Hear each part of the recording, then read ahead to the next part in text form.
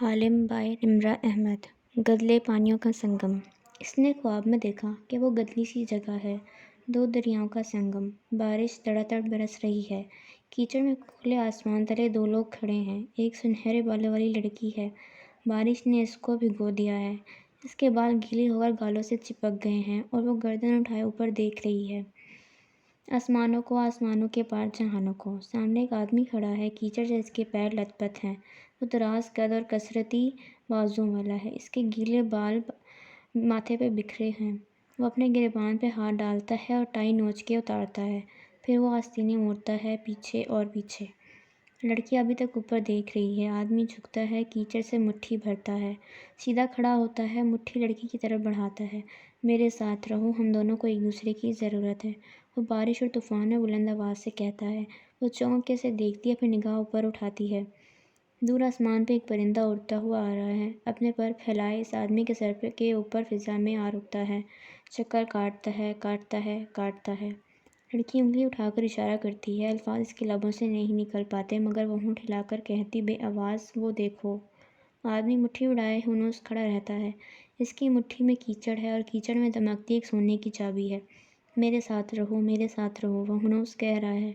پرندہ ان کے سر پہ چکر کاٹ رہا ہے، سنہرے اور سرخ رنگ کا پرندہ، عقاب جیسا، نیلے ہیروں جیسی آنکھوں والا پرندہ۔ ایک جھٹکے سے حالم کی آنکھ کھلی۔ کولمبو جزیروں کے ملک ملائیشیا کا سب سے مشہور شہر ہے، مختلف تہذیبوں اور ادیان کا مرکز۔ یہاں مسلمانوں کی اکثریت تھی۔ سمندر اور اونچے پہاڑ، سبزہ اور کھلے باغات، وہ جنت کے تصور جیسا خوبصورت شہر تھا، اور اس صبح وہ معمول کے مطابق آوازوں، شور اور بے فکر قہقہوں سے گونج رہا تھا۔ لوگ مصروفیات سے اپنے روزمرہ کے کام نپٹا رہے تھے، سڑکوں پہ، دفتروں میں، گھروں میں۔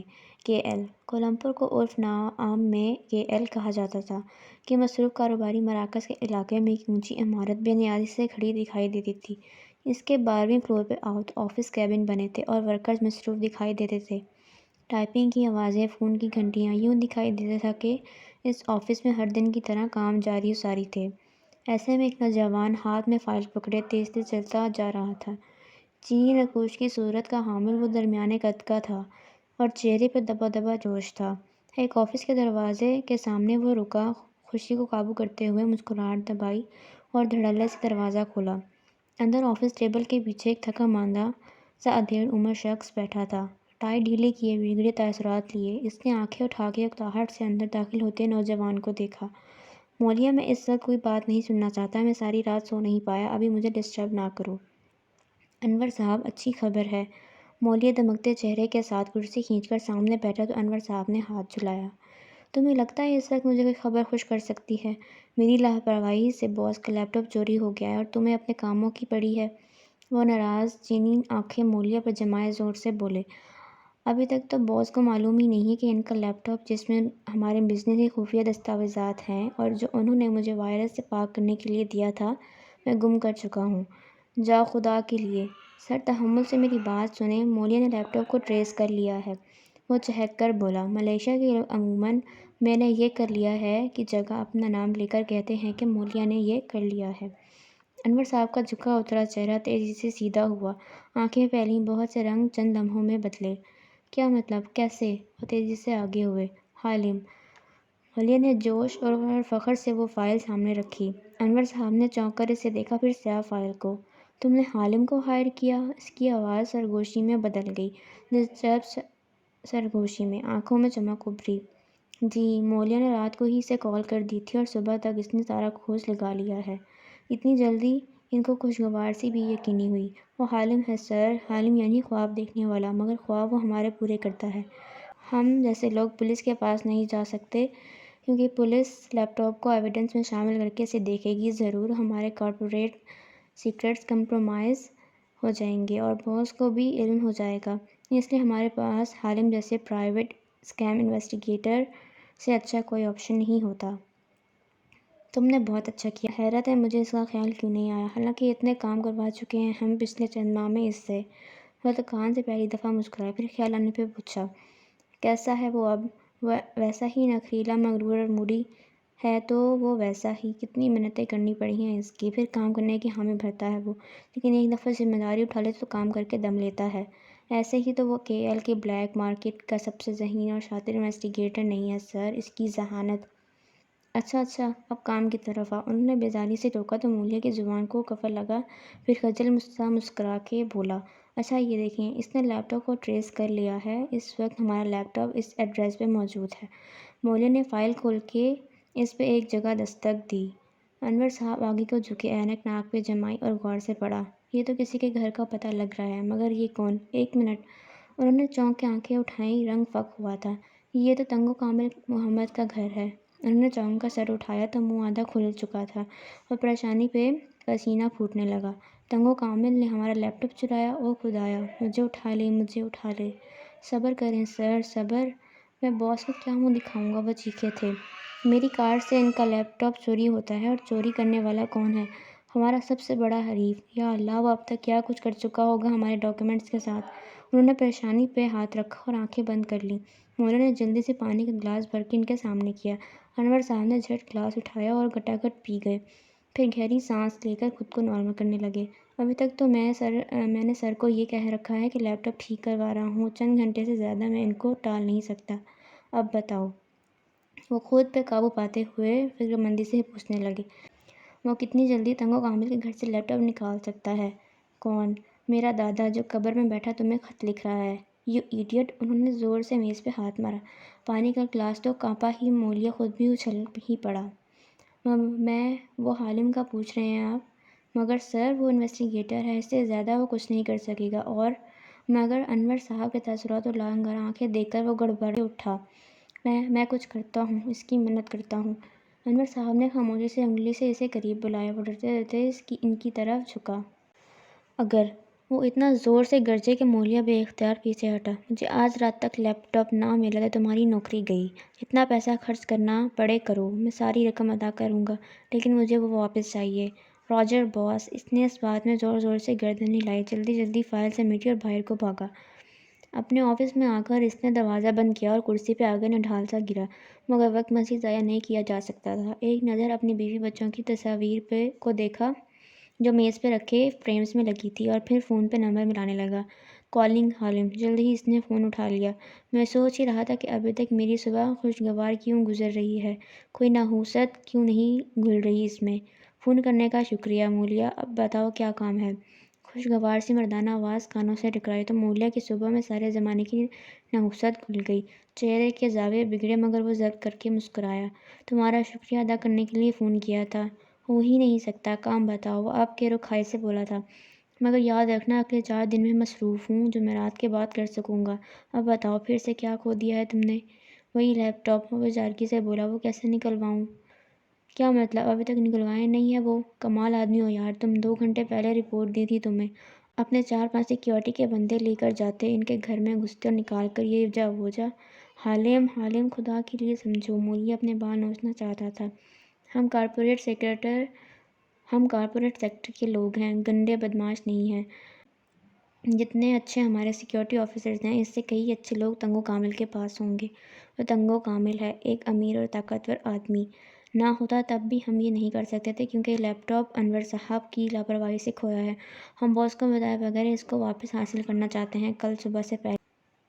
دیکھو، اگر تمہیں یہ غلط فہمی ہے کہ میں تنگو کامل کے گھر جا کر تمہارا لیپ ٹاپ چراؤں گا، تو میں یہ نہیں کرنے والا۔ سوری، حالم چور نہیں ہے، صرف انویسٹیگیٹر ہے، وہ بے رخی سے بولا تھا۔ پھر میں کیا کروں؟ میری نوکری چلی جائے گی یار۔ مولیا نے بےچارگی سے فوٹو فریمز کو دیکھا۔ آفس بلائنڈر سے چھن کر آتی دھوپ میں وہ مزید چمکنے لگی تھی۔ تیز دھوپ، بے سایہ بان، اس کا دل بیٹھنے لگا۔ اچھا، پھر کسی چور کو ہائر کرو، وہ رات کو چرا لائے گا۔ حالم نے گویا ناک سے مکھی اڑائی۔ میں کاروبار آدمی ہوں، کہاں جانتا ہوں گا ان چور ڈاکوؤں کو۔ تم کچھ کرو پلیز، میں منہ مانگی رقم ادا کروں گا۔ دوسری طرف خاموشی چھا گئی۔ ویل، ایسے دوگنی رقم دو گے؟ مولیا جھٹکے سے سیدھا ہوا، چہرہ کھل اٹھا۔ ہاں بالکل، مگر میں 3 گنا لوں گا۔ مولیا نے فون کو کان سے ہٹا کر گھورا، پھر ضبط کرتے ہوئے دوبارہ کان سے لگایا۔ جو مانگو گے دوں گا۔ پھر ایک کام کرو۔ حالم کا لہجہ اب کہ نم پڑا، جیسے ایسے مولیا پہ ترس آ گیا ہو۔ مجھے 2-2.5 گھنٹے دو، میں تنگو کامل کے تمام ملازموں کی پروفائلز تمہیں دے دیتا ہوں، ان کی صلاحیتیں اور ان کی کمزوریاں۔ تم جس ملازم کو بہتر سمجھو، اس کے پاس جا کر اس کو ڈرا دھمکا کے یا پیسے کا لالچ دے کر اس کو خرید لو۔ گھر کا بھیڑیا آسانی سے لیپ ٹاپ نکال کر لا دے گا۔ مولیا کا ملک کھل گیا۔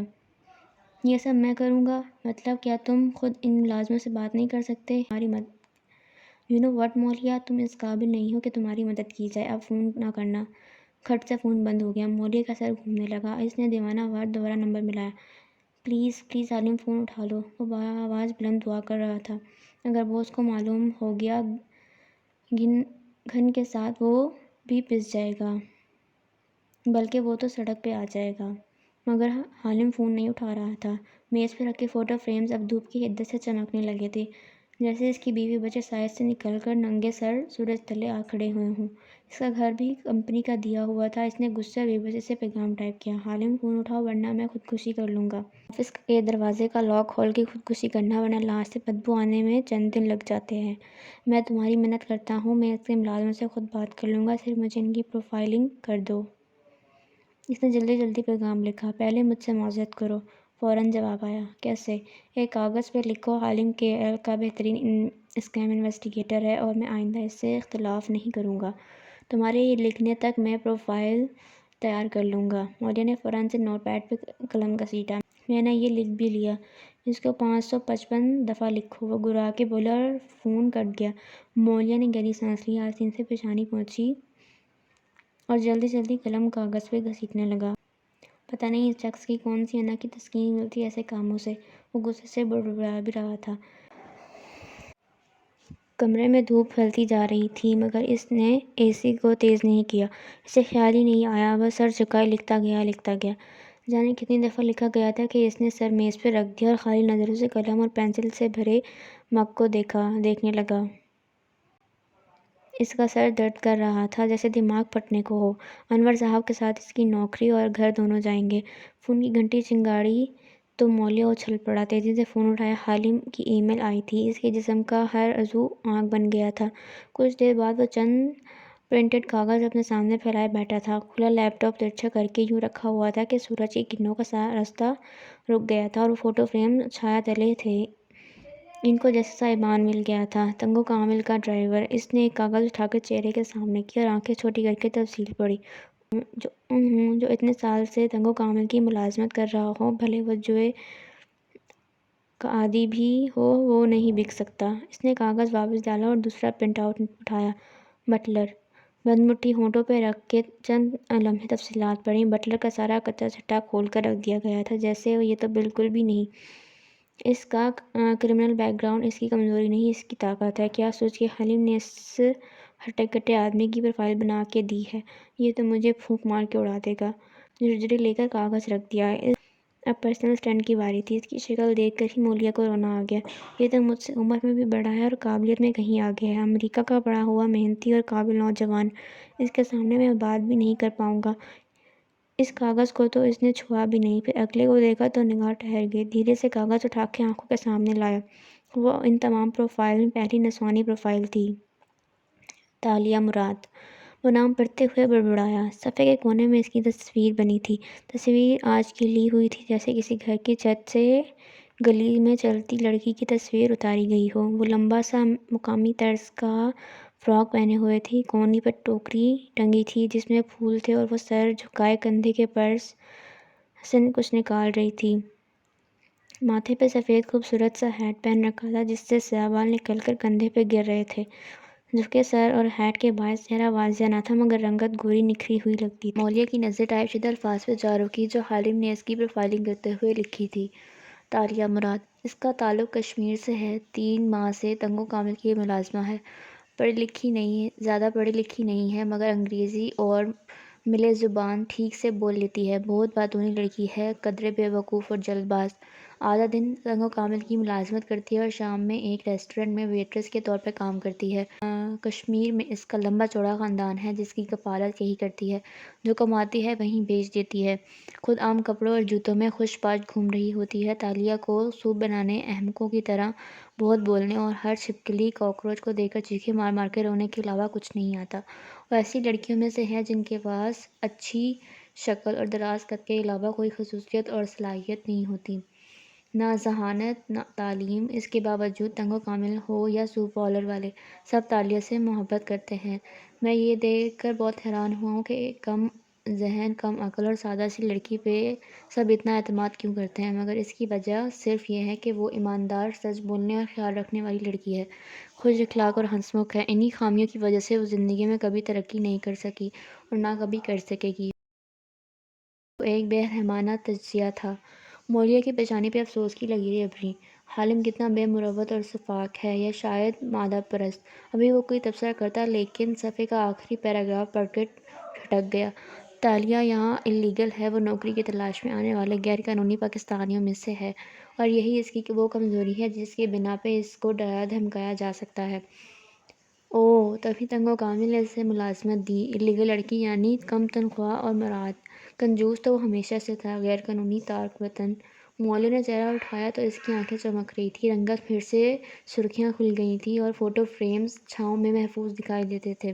مجھے اس لڑکی کو ڈھونڈنا ہے۔ کار کی چابی اٹھاتے ہوئے اس نے تمام کاغذ سمیٹ کر فائل میں رکھے، ایک نظر لڑکی کے پتے پہ ڈالی اور فائل لیے اٹھا۔ مجھے ان چند گھنٹوں میں اس لڑکی کے ذریعے باس کا لیپ ٹاپ واپس حاصل کرنا ہے۔ وہ ایک عزم سے باہر کو بھاگا تھا۔ سوپ پارلر میں دوپہر اپنی ساری حدت کے ساتھ جلوہ گر نظر آتی تھی۔ یخنی کی خوشبو اور اشتہار انگیز دھوئیں سارے میں پھیلے تھے۔ کچن میں ایک ساتھ بہت سی چیزیں پک رہی تھیں۔ اندر جھانکو تو دو ویٹر ٹرے پہ برتن لگا رہے تھے، ایک ویٹرس ایک پلیٹر پہ جھکی کھڑی اس میں رکھے ملبوئے کو سجا رہی تھی۔ ایک بوڑھا آدمی ایپرن اور ٹوپی پہنے کھڑا سوپ کے دیگچے میں چمچ ہلا رہا تھا۔ صرف وہ فارغ بیٹھی نظر آتی تھی۔ خالی کاؤنٹر پہ چوکڑی کے انداز میں بیٹھی، اس نے ایپرن پہن رکھا تھا اور بال ٹوپی میں مکید تھے۔ یہ واضح نہ تھا کہ وہ کتنے لمبے تھے، مگر چہرہ بیضوئی اور سرخ سفید سا تھا، سیبو جیسے گال جن پہ مسکرانے سے ڈمپل پڑتا تھا، اور بڑی بڑی سبز آنکھیں۔ وہ ایشیائی نقوش والی پیاری سی لڑکی تھی اور اس وقت آنکھیں گھما کے سب کو دیکھتی مسکراتے ہوئے گنگنائے جا رہی تھی۔ دفتر دوسری ویٹرس نے سر اٹھا کے اکتاہٹ سے اسے دیکھا۔ کتنا کام پڑا ہے، اگر تم تھوڑا سا کر لوگی تو وزن کم نہیں ہو جائے گا تمہارا؟ تالیہ گانا روک کے ہلکا سا ہنسی، پھر آنکھیں سیدھی ویٹرس پہ جمائے بولی، میرے گانے سے سوپ میں ذائقہ آتا ہے۔ آپ لوگوں نے وہ مووی دیکھی ہے کنگ فو پانڈا؟ نہیں دیکھی نا؟ میں نے بھی نہیں دیکھی، لیکن سنا ہے اس میں ایک موٹا سا پانڈا تھا جو… تم نے اپنی تنخواہ کا کیا کیا تالیہ؟ بوڑھے شیف نے ایک دم اس کی طرف گھوم کے سختی سے سوال پوچھا تو تالیہ کی زبان رکی، لیکن مسکراہٹ برقرار رہی۔ جب معلوم ہے کہ تنخواہ پاکستان بھیجتی ہوں تو پوچھتے کیوں ہو پیارے اور موٹے سے بڈھے؟ وہ کہہ کے خود ہی ہنس دی تو باقی سب بھی ہنس پڑے، سوائے شیف کے جو خفگی سے اسے گھور رہے تھے۔ لٹا دیا نا ہر دفعہ کی طرح اپنے خاندان پہ سب کچھ، اپنے لیے کچھ نہیں رکھتی؟ وہ ضج ہوئے۔ ارے میرے کون سے اتنے خرچے ہوتے ہیں، اور پھر اتنے سارے پیسے کا میں نے کیا کرنا ہے؟ کھاؤ نہیں ایبک، اس نے بات کرتے کرتے کفگیر اٹھایا اور ویٹر کے ہاتھ پہ مارا جو ٹوکری سے گاجر بے پرواہی سے اٹھا رہا تھا۔ ہاتھ پہ لگی تو اس نے بدمزگی سے تالیہ کو دیکھا، جس نے نفی میں دائیں بائیں گردن ہلائی۔ یہ مالک کی امانت ہے، ہم اسے نہیں کھا سکتے۔ بس تالیہ، تم اپنی سچائی اور ایمانداری کو لے کر ہمیشہ ویٹرس کی ویٹرس ہی رہنا۔ وہ برہمی سے ٹرے اٹھاتا باہر نکل گیا۔ تالیہ پھر سے ہنسی اور کندھے اچکا دیے، پھر گردن موڑی تو ہیڈ شیف اسی طرح اسے ناراضگی سے گھور رہے تھے۔ تالیہ نے مسکراہٹ دبا لی۔ تمہارے خاندان نے کیا تمہیں پیسہ کمانے والی مشین سمجھ رکھا ہے؟ تمہارا باپ اور بھائی خود کیوں کام نہیں کرتے؟ چلو ماں باپ تو ٹھیک ہے، بھائی بھابھی اور ان کے بچے کا خرچہ بھی تم کیوں اٹھاؤ؟ کیا ان کو احساس نہیں ہوتا کہ تم ایک انسان ہو اور دو نوکریاں کر کے گزارا کرتی ہو؟ غصے اور بے بسی کی حدت سے ان کی آنکھوں میں پانی آ گیا تھا۔ ایسی بات نہیں ہے، تالیہ اداس ہوئی۔ ابو بیمار رہتے ہیں، بھائی کی نوکری سے گزارا نہیں ہوتا، بھابھی کے بچے ہیں وہ کام نہیں کر سکتی، اور وہ سب کوشش تو کرتے ہیں نا، پھر ان کا کیا قصور؟ اگر میں ذرا پڑھ لکھ جاتی تو کوئی نوکری کر لیتی اچھی سی، لیکن خیر۔ وہ کھلے دل سے مسکرائی، میرے کون سے خرچے ہیں یہاں؟ نہ پڑھائی وغیرہ کرنی ہوتی ہے، نہ بیمار پڑتی ہوں، اور اوپر سے ہوں بھی اللیگل۔ ہٹاک سے ڈوئی بوڑھے شیف نے اس کے کندھے پہ دے ماری۔ وہ بلبلا اٹھی۔ کیا ہے؟ وہ نروٹھے پن سے چیخی بھی۔ 1000 دفعہ کہا ہے اس بات کا اعلان نہ کیا کرو، پولیس نے پکڑ لیا نا تو بری پھنسو گی۔ ہاں تو آپ کے سامنے ہی کہہ رہی ہوں، کون سا کسی اور کو بتا رہی ہوں؟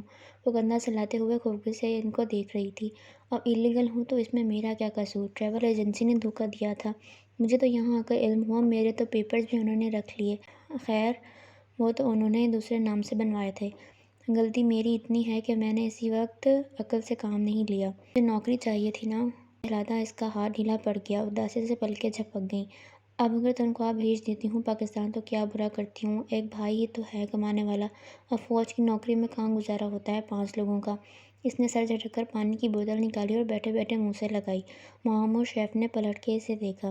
نرسنگ چھوڑ دی اس نے؟ تالیہ نے پانی کا گھونٹ بوتل اوپر لے جا کر بھرا، پھر بوتل لبوں سے ہٹائی اور ڈھکن بند کرتے ہوئے ان کو دیکھ کر بولی، کہاں؟ فوج میں میل نرس ہے نا وہ۔ آپ کو تو میرے گھر والے اتنے برے لگتے ہیں کہ ان کی اچھی باتیں بھی بھلا دیتے ہیں آپ۔ آخر میں نروٹو پن سے بولی۔ ہمیں تعجب سے اسے دیکھتے رہے۔ تمہارا کوئی خواب نہیں ہے تالیہ؟ اس سوال پہ تالیہ جو گوتم بدھا کے انداز میں چوکڑی مارے کاؤنٹر پہ بیٹھی تھی، تھوڑی تلے انگلی رکھے اوپر دیکھتے ہوئے سوچنے لگی۔ میرے خواب؟ ہاں تالیہ، تمہارا سب سے بڑا خواب کیا ہے؟ ایبک ویٹر واپس آ گیا تھا اور گفتگو میں پرجوش سا داخل ہوا تھا۔ ویٹرز شیف سب رک کے اسے دیکھنے لگے، جو انگلی سے گال پہ دستک دیتی اوپر دیکھتی سوچ رہی تھی۔ پھر اس کی آنکھیں چمکی، اس نے سب کو دیکھا اور چٹکی بجائی، ہے نا؟ کیا؟ سب کام روکے اسے ہی دیکھ رہے تھے۔ تالیہ نے دانت سے نچلا لب دبائے، بڑی بڑی سبز آنکھیں مسکرا کے جھپکیں۔ میرا سب سے بڑا خواب یہ ہے کہ میں ایک سوپ کارٹ دھکیلتے ہوئے شہر کی مصروف ترین سڑک پہ سوپ بیچ سکوں، میرا اپنا ذاتی سوپ کارٹ ہو اور لوگ میری بہترین ریسیپی والے سوپ کے دیوانے ہوں۔ کچن میں چند لمحے بھر کو سناٹا چھا گیا۔ شیف کا چہرہ سب سے زیادہ اترا تھا۔ ویٹر تو جل بھن گئی۔ ایک سوپ کی ریڑھی؟ بس تالیہ بس؟ ایبک نے پیر پٹکا۔ تالیہ ڈر کے ذرا خفیف ہوئی۔ کچھ غلط کہا میں نے؟ لڑکی تم نوجوان ہو، شکل کی بھی اچھی ہو، خود مختار ہو، اور تمہارے خواب اتنے محدود ہیں۔ سوپ کی ریڑھی؟ اف تالیہ اف۔ ویٹرس نے ٹرے اٹھائی اور پیر پٹکتی باہر نکل گئی۔ ارے ارے، تمہیں معلوم بھی ہے کہ ایک کارٹ کتنا مہنگا ملتا ہے؟ بات تو سنو۔ وہ پیچھے سے پکارنے لگی، تالیہ کیا تم دوسروں کی طرح اونچے اونچے خواب نہیں دیکھتی؟ شیف نے دیگچا ڈھکا اور اس کے سامنے آ کر حوصلہ افزا انداز میں پوچھنے لگے، کیا تمہارا دل نہیں چاہتا تمہارا اونچا سا محل ہو جس میں تم ملکہ کی طرح رہو، تمہارے پاس دولت کا ڈھیر ہو، شہزادوں سا شوہر ہو، تمہیں کوئی کام نہ کرنا پڑے، نوکر چاکر ہوں، تم جس شے کو ہاتھ لگاؤ وہ سونا بن جائے؟ تالیہ مراد، کیا تم ایسے خواب نہیں دیکھتی؟ تالیہ نے ان کی آنکھوں میں دیکھتے ہوئے دائیں بائیں نفی میں گردن ہلائی۔ نہیں تو؟ برے شیف کی ساری خوش اخلاقی ہوا ہو گئی۔ ماتھے کچھ ہوا، اسے غصے سے کوسا اور کام کی طرف پلٹ گئے۔ تالیہ کندھے اچکا کر پھر سے ہنس دی۔ میں تو ایک عام سی لڑکی ہوں، نہ میری تعلیم ہے نہ کوئی اعلیٰ خاندان، مجھے خوابوں میں دلچسپی ہے نہ مردوں میں، بس تنگو کامل کے گھر سے ریسٹورنٹ اور ریسٹورنٹ سے ان کا گھر۔ میری زندگی جب انہی دونوں چکروں میں کٹ جانی ہے تو کیا کرنا ہے؟ میں نے لمبے لمبے خواب دیکھ کر اپنے لیے کماتی ہوں، کھاتی ہوں اور گھر والوں کو کھلاتی ہوں۔ میں تو بہت خوش ہوں ایسے، میری زندگی میں کوئی مسئلہ کوئی پریشانی نہیں ہے، وہ بے فکری سے مکھ سے انداز میں کہہ رہی تھی۔ شیف مزید اسے کچھ سخت سوچ سناتے کہ ایبک ویٹر تیزی سے اندر آیا۔ تالیہ تم سے کوئی ملنے آیا ہے؟ مجھ سے؟ تالیہ نے انگلی سینے پر رکھ کے آنکھیں حیرت سے پھیلائیں۔ ہاں، سوٹ وغیرہ پہن رکھا ہے، پوچھ رہا ہے تم تنگو کامل کی ملازمہ ہو نا؟ اوہو، تالیہ کی سبز آنکھیں چمکیں، میں سمجھ گئی۔ وہ جلدی سے نیچے اتری، جوتے پیروں میں گھسیڑے۔ ویٹرس نے ناک سے کوڑے اس کی اس حالت اور خالی سلیب کو دیکھا۔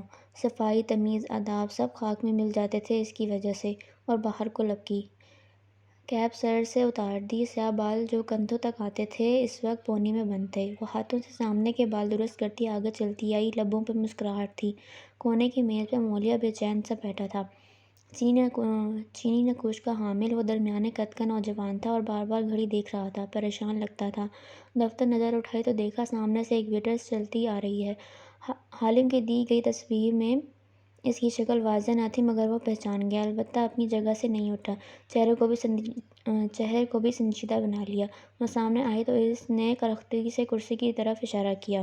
بیٹھو، مجھے تم سے بات کرنی ہے۔ وہ اس کے سامنے بیٹھی، کونیاں میز پہ رکھی ہتھیلیوں پر چہرہ گرایا اور دلچسپی سے اس کو دیکھا۔ بولیے؟ مولیہ قدرے رعب سے کھنگارا، پھر اس کی آنکھیں میں دیکھتے ہوئے سنجیدگی سے گویا ہوا، تم تنگو کامل کی ملازمہ ہو نا؟ یعنی کہ میرا اندازہ درست تھا؟ وہ ہلکا سا ہنس دیا۔ آپ تنگو احمد کامل، تنگو کامل کے بیٹے کا نام کی سالگرہ کی تقریب میں تھے شاید، اور میرا سوپ پیا تھا نا آپ نے، اور اب آپ یقیناً چاہتے ہوں گے کہ میں آپ کے لیے کام کروں، مگر تم ملیشیا میں انلیگل ہو، ہے نا؟ وہ سختی سے بولا تو وہ ٹھہر گئی، مسکراہٹ مدھم ہوئی، سبز آنکھوں میں حیرت ابھری۔ آپ کو کیسے؟ دیکھو، میں لمبی بات نہیں کرنے آیا، لیکن اگر ابھی میں جا کر پولیس کو اطلاع کر دوں کہ تم یہاں انلیگل ہو تو یہ سوپ پارلر کا مالک تو چھوڑو، تنگو کامل بھی مشکل میں پھنس جائے گا۔ تالیہ کے ہونٹ کھل گئے، یک ٹک اسے دیکھی گئی، پھر آنکھوں میں ابھر ابھرا۔ آپ ایسا کیوں کریں گے؟ میرے ساتھ ٹریول ایجنسی نے دھوکہ کیا تھا اور پھر میں نے اپلائی کر رکھا ہے قانونی۔ تم جانتی ہو میں تمہیں ابھی کے ابھی جیل میں ڈلوا سکتا ہوں۔ وہ آگے کو جھکا اور اس کو گھورتے ہوئے گرایا۔ وہ ہلکا سا چونکی۔ آپ کون ہیں اور کیا چاہتے ہیں؟ مولیا نے گہری سانس لی اور فائل کھولی۔ پہلے صفحے پہ تالیہ کی پروفائل رپورٹ رکھی تھی۔ تالیہ نے سر جھکا کے دیکھا تو آنکھیں پھیل گئیں۔ بے یقینی سے پلکیں اٹھائیں۔ میرے بارے میں آپ کو اتنا کچھ؟ اب کہ وہ ذرا سنبھل کر بیٹھی، چوکنی سی، قدرے پیچھے بھی ہوئی۔ کون ہیں آپ؟ مولیا نے اگلا صفحہ پلٹا اور ایک تصویر نکال کے سامنے رکھی۔ یہ تمہارے گھر والوں کی تصویر ہے نا؟ کشمیر میں رہتے ہیں وہ؟ جانتی ہوں۔ میں ان کے بارے میں کیسے جانتا ہوں کہ میرے ہاتھ بہت لمبے ہیں؟ اس کی طرف جھکے وہ اس کی آنکھوں میں دیکھتا چبا چبا کے کہہ رہا تھا۔ تالیہ کی رنگت جھٹ پڑنے لگی۔ وہ مزید پیچھے ہوئی، پھر گردن گھما کے دیکھا۔ ارد گرد کے لوگ کھانے پینے اور باتوں میں مصروف تھے، کوئی ان کی طرف متوجہ نہیں تھا۔ خوفزدہ لڑکی نے پھر سے مولیا کو دیکھا۔ کیا چاہتے ہو؟ تمہارے اوپر قرضہ بھی ہے، بھائی کی شادی کے لیے لیا تھا نا؟ وہ کیسے اتارو گی؟ کبھی سوچا؟ آپ کو مجھ سے کیا چاہیے؟ وہ شدید غیر آرام دہ نظر آ رہی تھی۔ دیکھو تالیہ، مولیا نے آواز دھیم کی، لہجہ نرم کیا۔ لمحے بھر کے لیے بھی وہ لڑکی کے چہرے پر سے نظر نہیں ہٹا رہا تھا۔ اگر تم چاہو تو میں تمہارا قرضہ بھی اتار سکتا ہوں، مزید رقم بھی دے سکتا ہوں اور تمہاری فیملی کو بھی کچھ نہیں ہوگا۔ بات نہیں مانو گی تو تمہارے ماں باپ کو نقصان پہنچ سکتا ہے اور تم انلیگل ہونے اور جیل چلے جانے کے باعث ان کی مدد بھی نہیں کر پاؤ گی۔ اب بتاؤ، میری مدد کرو گی؟ کیسی مدد؟ وہ الجھی، رنگت قدرے بحال ہوئی۔ تمہارے مالک تنگو کامل نے میرا لیپ ٹاپ چرایا ہے اور مجھے وہ واپس چاہیے۔ یہ اس کی تصویر ہے۔ اس نے کھولی فائل سے ایک اور کاغذ نکال کے سامنے رکھا تو نیچے رکھے ایک کاغذ کا کونا باہر کو سرک گیا۔ تالیہ نے گردن ٹیڑھی کر کے پڑھا، نچلے کاغذ کو جس پہ ایک ہی فقرہ کسی نے بار بار پین سے لکھا ہوا تھا: حالم کے اہل کا بہترین اسکام انویسٹیگیٹر ہے اور میں آئندہ۔ مولیا نے ایک دم ہڑبڑا کے کاغذ اندر ڈالا۔ تالیہ نے چونک کے اسے دیکھا۔ آپ نے کسی حالم نامی اسکام انویسٹیگیٹر کو ہائر کیا ہے میری چھان بین کے لیے؟ آواز میں ہلکا سا غصہ در آیا۔ میری بات دھیان سے سنو۔ اس نے دوسرا کاغذ سامنے کر کے فائل بند کی، سوال نظر انداز کر گیا۔ یہ اس لیپ ٹاپ کی تصویر ہے اور یہ تنگو کامل کے گھر میں موجود ہے۔ میرا لیپ ٹاپ چرایا ہے انہوں نے۔ تم مجھے یہ واپس لا کر دو گی اور اگر تم نے ایسا نہ کیا تو تم جانتی ہو میں تمہارے ساتھ کیا کر سکتا ہوں۔ آپ چاہتے ہیں میں چوری کروں؟ وہ الجھن سے اس کو دیکھ رہی تھی۔ ہاں، اور جو انہوں نے چوری کیا مجھ سے اس کو واپس چوری کرو۔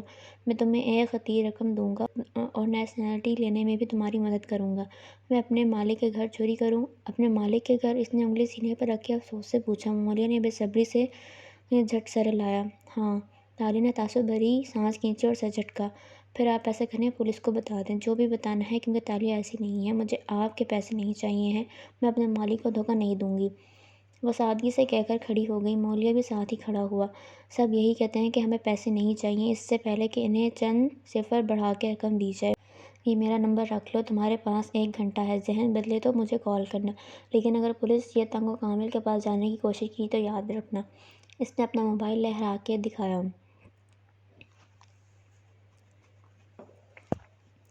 میں نے تمہاری گفتگو ریکارڈ کر لی ہے جس میں تم نے انلیگل ہونے کا اعتراف کیا ہے۔ اگر مجھے میرا لیپ ٹاپ نہ ملا تو میں اس گفتگو کو کیسے استعمال کر سکتا ہوں تمہاری سوچ ہے۔ 1 گھنٹہ۔